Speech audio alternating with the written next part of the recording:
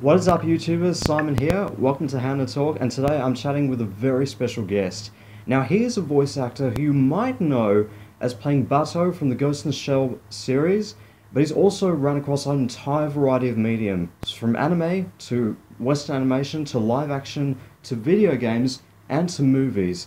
He's also best known for playing across Cyborg 009, the Digimon series, Batman, and of course played one of the most famous Batman villains of all time, the Joker. Please welcome Richard Epcar. Richard, how are you? Hi, I'm doing great. Thanks for having me on. Yeah, I'm all over that Batman world. I'm also Commissioner Gordon in a new Batman Unlimited series, a film series that we're doing for Warner Brothers. And so yeah, I'm a good guy, I'm a bad guy, I don't know what the hell I am. And then I directed Arkham Origins, the game. I played 3 characters in that as well, and of course I'm the Joker in several Batman games, including Injustice, Gods Among Us. So yeah, it's been fun. I've been all over that Batman world and doing lots and lots of stuff every day. I'm doing stuff, so it's been fun. That's absolutely fantastic. And of course, like with the new Batman animated feature coming out soon, Batman the Killing Joke, and Yes. with Mark Hamill coming back as the Joker and everything, and their first R-rated feature as well, which is nuts. Yeah. Yeah, it's Batman has just exploded. It's like the craziest, biggest character ever, and it's been kind of fun to see the evolution of that character and the whole thing. And I got to meet Bob Kane many years ago, and I was always a Batman fan and always loved that character, so it was kind of fun. And I actually, my wife and I had a showcase when we first came to Los Angeles. It was like 30 years ago, and we were at the Debbie Reynolds studio. And the guy that worked there as the caretaker and janitor basically was Lou Wilson, who was the first Batman on film. And I became good friends with him. He was quite a character. He's an old character actor who was actually kind of embarrassed by the fact that he was Batman. and now I hope he lived long enough to see how huge this character became and how beloved it became. That's absolutely fantastic. And speaking about, of course, with Batman, when you did the Joker in a lot of the Injustice games and across games related to Batman and such, how did you end up auditioning for the role, and what was it like playing such a very iconic Batman villain? Well, I was called in one day by Bridget Berdine, who was a casting director out here. She was a lovely lady who unfortunately lost her life in a hit-and-run accident a few years ago. But very sweet, and one of the casting directors who really had my back and would call me in for pretty much everything that was going on that she was affiliated with. And she called me in one day and she said, "I have this incredible audition I want you to come in for." I said, "What is it?" She said, "Well, it's Mortal Kombat versus DC Universe, and they want you to audition for all of the Mortal Kombat characters and all the DC characters."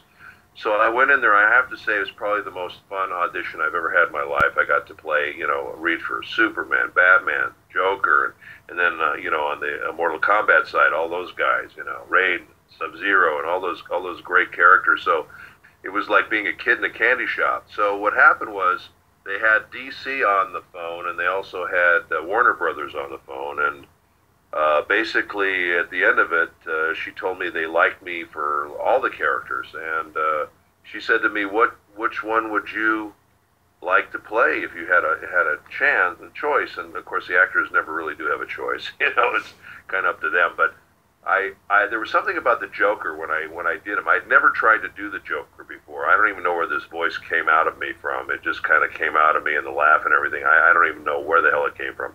And it was just kind of fun to do a character like that almost, it was like the first time where a character kind of took me over instead of me taking over a character.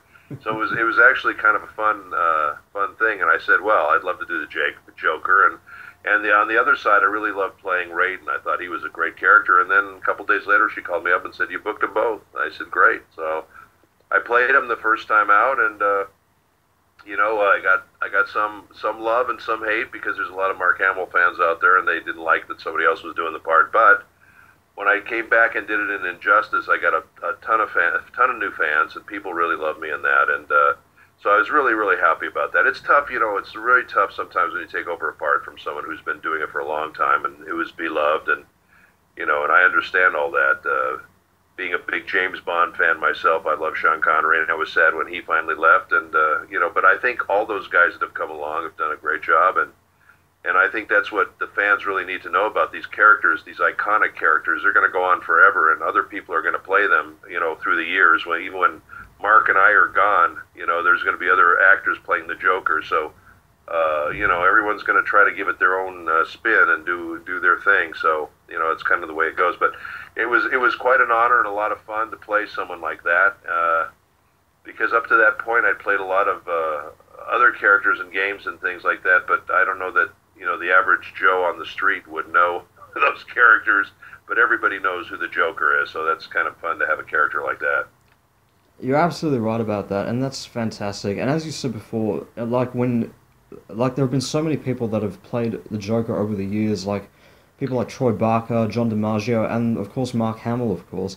And yes. did you ever get the chance to meet any of the voice actors who voiced the Joker previously, or get like any comments from them when you were voicing the Joker? Well, nothing specifically about the Joker. I know Michael Dobson, who's a wonderful friend of mine. He's a Canadian actor, and he did the Joker, I know, in some Canadian games. And I met John DiMaggio, and I actually worked with Mark Hamill on a Robotech movie called Shadow Chronicles, which I had the lead in to play Captain Vince Grant in that. But we never talked about the Joker, and I have to say this about the Joker. When I first did it, a lot of people were trying to say that I was trying to copy Mark, which I thought was really funny because to this day, I have not heard Mark Hamill's Joker, and that's the truth. And Wow. I kind of really don't want to hear his Joker. I probably won't be going to Killing Joke either because I don't want to hear his Joker. I don't really want to be influenced by his Joker. Obviously when you're an actor and you play a character, you're not trying to play another actor playing that character. You're playing the character. So I don't necessarily really want to hear what he does with it. I know people love him, and he's been doing it a long time, and he's very well beloved for that character, which is wonderful. And I think that's great. But I'm certainly not trying to copy him or sound like him in any way. So I haven't really discussed the Joker with any of the other Joker actors, but that might be kind of fun, I guess, at some point. That's absolutely fantastic. And you're absolutely right about that. When it comes to being like a voice actor and everything, you're voicing like the character itself, how you see it through your eyes and how you hear it yourself, not basing it off like how another actor's performance was on that particular character. Hopefully. I mean, that would be kind of ridiculous, wouldn't it? Yeah, that would be absolutely ridiculous. If Roger Moore tried to do James Bond with it's tried to sound like Sean Connery and use his accent, I mean, it would really be kind of ridiculous. So that you have to make the character your own, and you have to kind of bring it home. And I just whatever was in my subconscious about that character, whatever I thought about that character, just came to the surface. And like I said, I've not heard Mark do it, and I'm not influenced by Mark, although I know Mark is very beloved for doing this character. So I'm just going to continue doing it. As a matter of fact, I just did him on a new game. I can't talk about that yet, but I just did him again, and I hope to continue doing him. He's a really fun character to do, and he's a rather despicable character, actually, but he's fun to play because you can just go all over the place with him and be really nutty with him, and it makes it a lot of fun to do. Well, he's the Joker after all. You can go as crazy as you want. Yeah, pretty much. And yeah, as you were mentioning about with the James Bond films, of course, like there was the rumors going about with Daniel Craig, the latest actor of James Bond, about him leaving the franchise after he did Spectre, and them casting some brand new actors in the thing. Who would you want to see as like the new James Bond? Well, actually, Daniel Craig's going to stick around for a little while because what happened was they signed God, I'm trying to remember his name. Who played Blofeld in the new one? Christoph Waltz. What's his name? He's such a wonderful actor. Oh, Christoph Waltz played Blofeld in the new one, and basically they signed him to, I think, a two or three picture deal, and he basically said to them, "I'll only do it if Daniel Craig continues as Bond." And when Daniel Craig heard this, he agreed to do two or three more of them. So so he's going to be around for a little bit, which I think is great because I have to say he's really growing on me as Bond. But before him, when they were looking for a new Bond, I thought Clive Owen would have been a good fit for Bond, and now I think maybe trying to think of the guy who was. Well, the names are escaping me today, unfortunately. The guy who was in this new movie about Stephen Jobs. Michael Fassbender? Yes, I thought Michael Fassbender might be a good Bond, actually. But we'll see. Who knows? I mean, obviously they're trying to go against the type a little bit. With Daniel Craig, they went completely against that tall, dark, and handsome version of Bond, which we all kind of grew up knowing and thinking of as Bond. But and I think it kind of worked out. I mean, I like that Bond is now tougher and grittier, but I do miss some of the suave and humor and some of the other things that the Bond was before that. So I hope they kind of bring some of that back a little bit. I really hope so too. And in fact, I heard that in the original James Bond novels, he was actually meant to be like this very cold-hearted sort of personality that Daniel Craig brought to James Bond, in fact. Well, that's true. I mean, there is, I read all the books also, and then in the one book, The Spy Who Loved Me, Bond doesn't show up until about it's almost like 2/3 of the way through the book he finally shows up. And actually, this girl is scared for her life. She's in this hotel, and there's a lot of gangsters there. And when Bond knocks on her door, she opens the door, and he's got a big scar on his face, according to the book, and she thinks he's one of the gangsters. So he's obviously not, he's not a pretty boy kind of looking guy. He's a very rugged, tough-looking guy, which I think, Daniel Craig does very well. And he certainly is kind of closer to the Bond in the book, that's for sure. Yeah, that's absolutely fantastic, and that's definitely true. And speaking about, of course, continuing with the video game universe, you also are best known for playing Raiden in the Mortal Kombat series, as you mentioned. Thank you for pronouncing it correctly. Most people say Raiden. It's Raiden. It is Raiden. That's good. How did you end up getting to voice a lot of characters in the Mortal Kombat series, and what was it like playing in that universe for so long?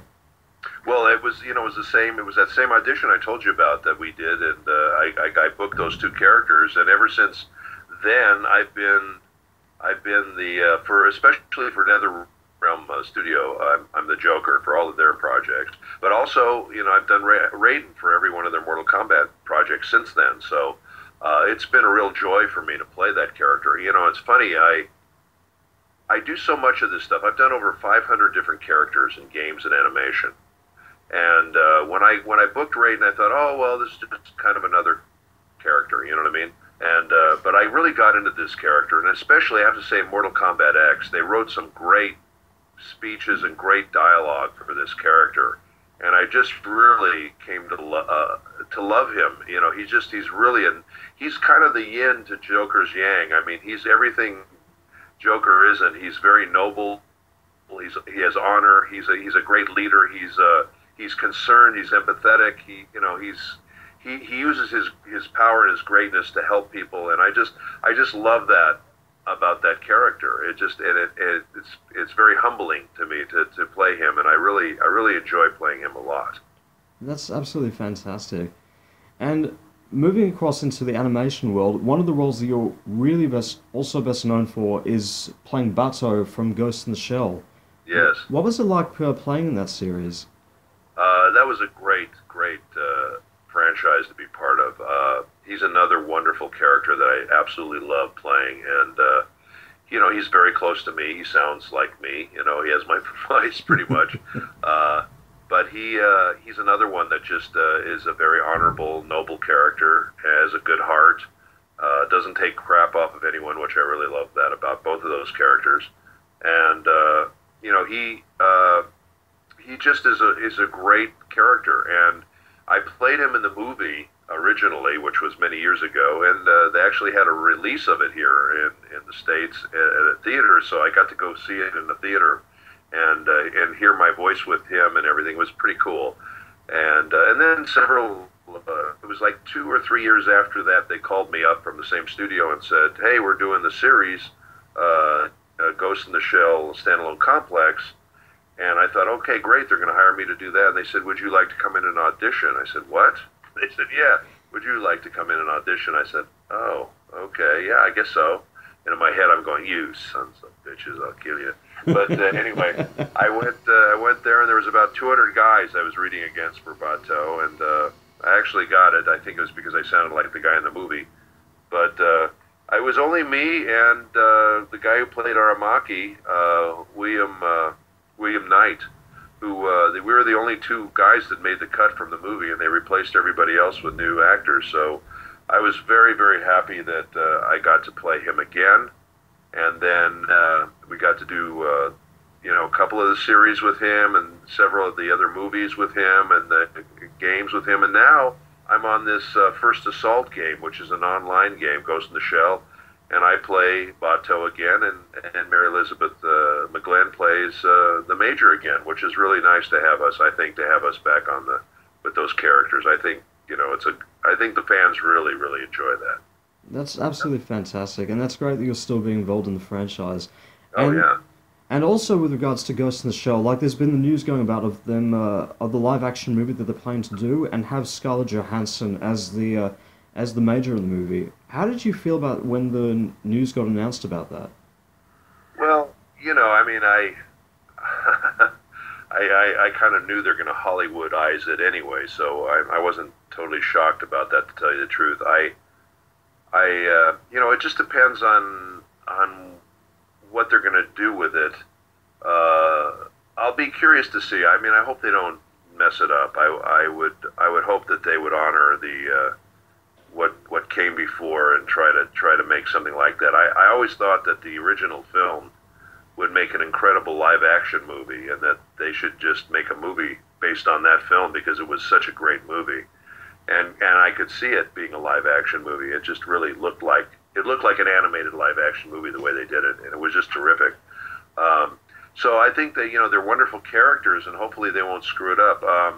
There's some people that say I wish they had Asian actors in the role, and I can completely understand that. And it is originally created in Japan, and there's no reason why they couldn't have had Asian actors play these characters. But I think what they're going for, I think they're trying to go for kind of more of an international feel to it than just make it feel like it's from Japan. But I honestly don't know, because I'm not obviously in contact with those guys, so I don't know what they're up to. But I just hope it comes out well, and everything goes well with it. And I was a little sad that they didn't bring me in just as a lark, to even have me just audition for Batou. I'm certainly big enough to play him, and I certainly could play him, and I've done a lot of on-camera work as well. So that would have been a nice thing. I would have enjoyed that, just as a courtesy. But I don't think they did that for any of us. So that's kind of the way it goes.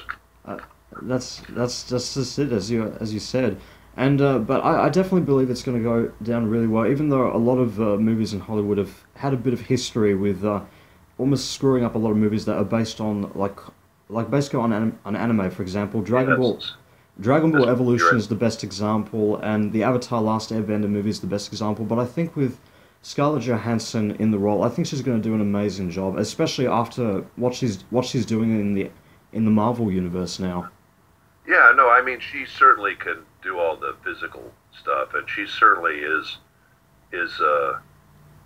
certainly very attractive. And the thing about the Major is incredible looking, and very sexy looking. But the Major, there's something kind of cold about her, and she's almost kind of indifferent. And I think Scarlett Johansson can certainly portray that very well. And so we'll see. I hope they kind of have we've always played it with a hint of that Batou really cares deeply for the Major and is in love with her, but it's unrequited, and that's kind of an interesting characteristic of the whole thing, and I hope they kind of continue that with the live action thing. That's absolutely true. And as you mentioned before, like with playing across like in a lot of the Batman franchises, from some of the animation you worked on and with the video games and such, have you do you consider yourself like more of a DC fan or a Marvel fan, or consider fan of both universes? I love them both. You know, I really love them both, and I think it's great. I'm really excited to see this new Civil War movie with the with the Avengers, and I'm also I still haven't seen. I can't believe it. I still haven't seen Batman versus Superman. Although I know it didn't get great reviews, but I still want to see it anyway because it looks pretty cool from the trailer. So, but I mean all that stuff with Batman and Superman. I mean I grew up with those characters as a kid. I read the comic books, and I really love those characters, and I think it's so cool that they're getting such a a huge success with all these, with the fans and everything, and it just has grown every year. It's gotten bigger and bigger, so it's kind of interesting. That's absolutely fantastic, and that's definitely true. And one of the other roles that I remembered you playing the most of, that I actually mentioned to you when you were in Australia last year for Supernova, was you played in Rurouni Kenshin. What was it like playing in that series? When I played Hiko, you're talking about? Yes. Yes, Sejiro Hiko, the master. Well, that was a lot of fun. I really enjoyed that series a lot, and I have to tell you something kind of interesting about that. My wife, Ellen, who I believe you spoke with before, Ellen Stern. Yes, that's right. She and I, we have a company, Epcar Entertainment. We do a lot of foreign films in English and a lot of original animation and games that we do for different clients all over the world. And actually, we got that show originally with Samurai X, which is the exact same cartoon series that we worked on, and we worked with Michael Sorge, and Ellen and I were all co-directing this series, and we did the entire series. And I played a different character on that. I can never remember this guy's name, but he was the manservant to the guy who looked like the mummy. He was all wrapped up. I'm trying to remember. But anyway, it was a lot of fun, and I played a bunch of different characters. But the series sold again, and they wanted to redub it again. So it was interesting that they brought me back to do a Hiko, which I think I probably should have done to begin with, but we had a different actor play him. But it was really fun playing him. He's a great character, and people love that series, and they love that character. And the same thing, it was interesting, going back to Ghost in the Shell real briefly, when I got to do Innocence, I got to direct it and adapt it and do the role of Batou in it. Well, the reason I got to do that was because the DreamWorks originally had the rights to the movie, and they didn't release a dubbed version of it, which I thought if they were, it was going to, they would get Johnny Depp or somebody like that to play Batou, and but I thought, well, maybe I can write and direct it at least. They'll get an all-star cast because that's what those big studios do.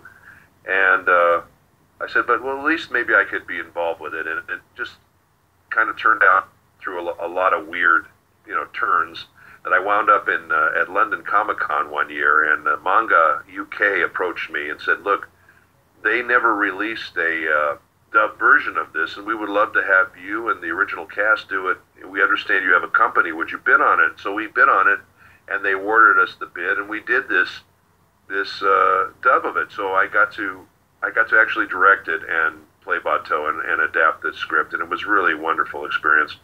And then 5 years later, Bandai decided they wanted a version, because the version we did was for the UK and Australia, and it wasn't really for North America. So they came back and they said, we want a version of it, and they brought back the old Gits crew, and they had them write all the stuff and do a different. And then they hired me again to play Batou, so I basically played Batou again in the same movie with a different script. So that was kind of bizarre.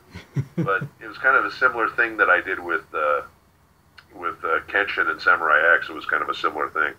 That's absolutely fantastic. And and with like all the roles that you played across your entire career, what has been like the one role that is like you've resonated with you the most? You obviously spoke about Batou, but which role have you felt like has related to you as a person? Like you feel like you could relate to as a person? Well, there's so many of them that are just so wonderful, and the longer I'm in this business, the more the writing gets better and better. And there's some of these games that are just the writing is like it's like film level. It's just incredible, and I've just been really fortunate. Like I said, I've done over 500 characters, so it's kind of hard to pinpoint one that really sticks out. There are a lot of them that we mentioned. A lot of them today: the Joker, the Raiden, Batou. I would have to say the two that are kind of closest to me as a person are probably Batou and Jigen from Lupin the Third, which, by the way, we've done a new version of it. I directed Lupin the Third, the Red Jacket series, 12 years ago, and played Jigen in it. And then 12 years later, this year, we redid a brand new Lupin the Third, which is the Blue Jacket series, which I'm hoping will come out very soon. And I reprised my part as Jigen in it, and we got all the original actors from the Red Coat series to be in the Blue Coat series, and with the exception of Inspector Zenigata, because he has left the business and gone out of town, so we replaced him with a wonderful actor. But everybody else is back, and it sounds great, and I'm very excited for the release of that. That's absolutely fantastic. It's going to be an amazing series. And onto the final question. Any upcoming projects for you coming up this year or will occur later in the future? I've got a few games that I've worked on that unfortunately I cannot talk about yet. Like I said, I just did one where I was the Joker in a new Batman game, but I can't talk about that yet either. And I have a new original animated series that I'm directing for Technicolor, which is we're going to be starting that up very soon. And just every day it's been something else. And I'm like I say, I'm very fortunate. I'm one of the lucky ones. I'm always busy. I'm always running. And we do, as you know, we do a lot of conventions all over the world, and we absolutely love Australia. We would hope we get to go back very, very soon, because we love you guys there, and you always treat us so well and make us feel so welcome. And we would love to come back at some point soon. So I hope that happens. I definitely hope it happens as well. And thank you for saying that, Richard.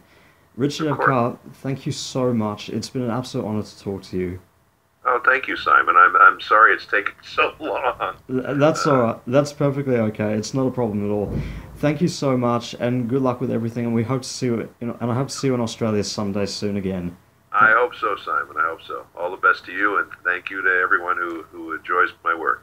Thank you so much, Richard. All the best. Thank you. Well, guys, if you'd like to find out more about Richard Epcar's work, you can check out his official website down below in the description, as well as follow him on both Facebook and Twitter. And don't forget to subscribe down below to HannaTalk, as well as check out my music channel, Simon Hanna Music, and follow me on both Facebook and Twitter, and also check out my official website with links down below in the description. Thank you guys so much for listening. This is Simon, signing off.